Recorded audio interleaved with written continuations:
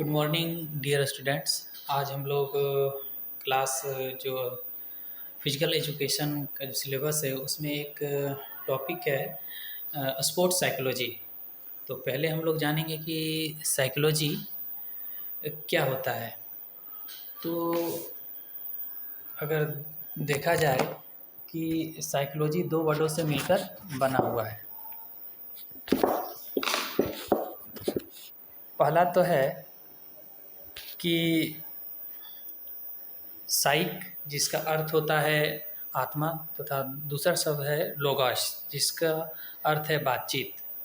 और साइकोलॉजी जो शब्द है वह यूनानी शब्द का मिला जुला एक रूप है।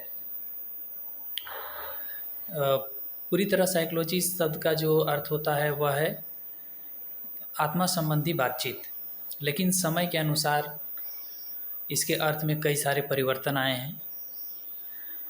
तो बाद में इसे अनुभव के आधार पर कहा गया कि मनोविज्ञान आत्मा का ज्ञान है, psychology is a science of soul. फिर कई सारी आलोचनाओं और कालखंडों में परिवर्तन के बाद इसका एक नया नाम आया कि यह मन का अध्ययन है। फिर बाद के वर्षों में मनोवैज्ञानिकों ने अपना एक नया विचार प्रकट किया 19वीं शताब्दी में कि मनोवैज्ञानिक चेतना के विज्ञान है यह। फिर बाद में 20वीं शताब्दी में जब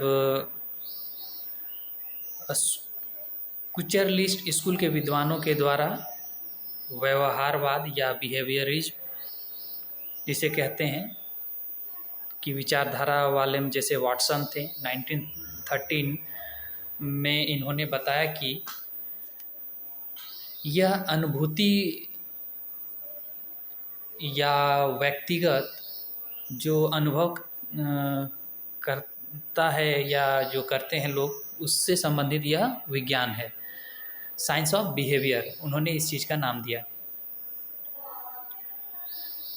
फिर इसी तरह समय के साथ आगे बढ़ते हुए अंत में यह नाम आया कि नहीं, साइकोलॉजी।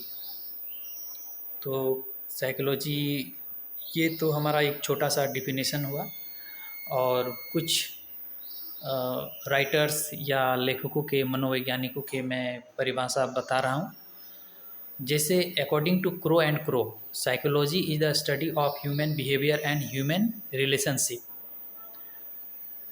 इनका कहना था कि मनोविज्ञान व्यक्ति के व्यवहार तथा व्यक्तिगत संबंधों का अध्ययन है। ठीक उसी तरह से आप मैकडूगल जो थे, उन्होंने कहा कि psychology is the actual science of human character and behaviour, यह मानसिक रूप का अध्ययन है। फिर डुमविल ने कहा कि it's a study of mental form.